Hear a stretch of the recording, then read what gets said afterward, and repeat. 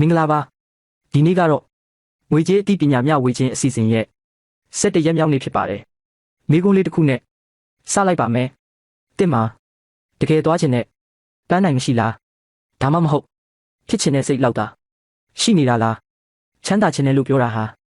စိတ်ကူးရင်တာသို့မဟုတ်ဆန္ဒရှိတာပဲဖြစ်ပါတယ်ဒါပေမဲ့နောက်3နှစ်အတွင်း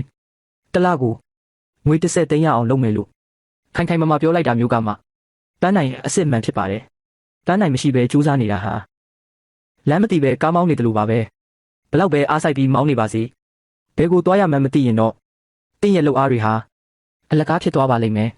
ပန်းနိုင်ရှိမှဘယ်လမ်းကိုရွေးရမလဲဆိုတဲ့ဆုံးဖြတ်ချက်တွေကပြတ်သားလာမှာပါဒီကနေ့ရီမန်းချက်ပန်းနိုင်တစ်ခုမှာရှိရမယ့်လက္ခဏာရဲ့5ခုကိုပြောပြပါမယ်အချက်တက specific ကြီးကြပြတ်သားတဲ့ရီမန်းချက်ပန်းနိုင်ဖြစ်ရမယ်ပတ်စံစုမဲလို့ရေဘူးရမပြောပဲ9သိန်းချက်စုမဲလို့အတိအကျသတ်မှတ်ရပါမယ်အချက်2က measurable တိုင်းတာလို့ရတဲ့ရီမန်းချက်ပန်းနိုင်ဖြစ်ရမယ်မိမိရီမန်းချက်ပန်းနိုင်ကိုဘယ်လောက်ထိရောက်နေပြီလဲဆိုတာပြန်စစ်လို့ရပါမယ်အချက်3က achievable လက်တွေ့ဖြစ်နိုင်ရောက်နိုင်တဲ့ရီမန်းချက်ပန်းနိုင်ဖြစ်ရမယ်လုပ်ရည်ကိုင်ရင်တဲ့ရီမန်းချက်ကမိုးနဲ့မြေလိုဝေးကွာနေလို့မရပါဘူးအချက်4က relevant မိမိဘဝနဲ့အမှန်တကယ်သက်ဆိုင်တဲ့မိမိဘဝတိုးတက်ဖို့အတွက်အမှန်တကယ်လိုအပ်တဲ့ရီမန်းချက်မျိုးဖြစ်ရပါမယ်အချက်5က time bound အချိန်ကာလကန့်သတ်ချက်ရှိတဲ့ရီမန်းချက်ပန်းနိုင်ဖြစ်ရမယ်ဘယ်နှစ်ဘယ်နှလအတွင်းရရှိရောက်ရှိရမယ်ဆိုတာမျိုးသတ်မှတ်ရပါမယ်ဥပမာပတ်စံစုမယ်ဆိုတာထက်6လအတွင်း9သိန်းစုမယ်လို့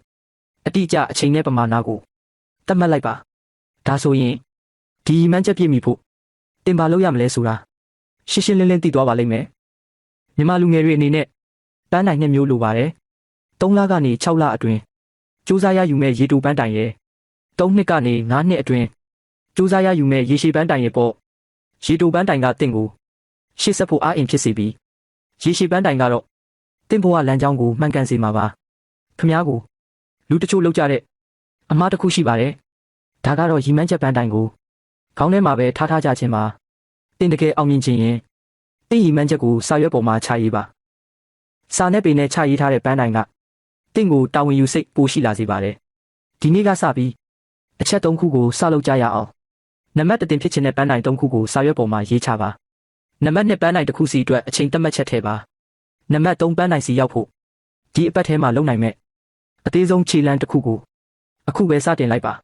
ပန်းတိုင်မရှိတဲ့လူကအခြေအနေပြောင်းလဲမှုနောက်ကိုလိုက်နေမှာဖြစ်ပြီးပန်းတိုင်ရှိတဲ့လူကတော့သူ့ရဲ့အနာဂတ်ကိုဒီဇိုင်းမတ်ကိုယ်တိုင်ဖန်တီးရယူနေမှာပါ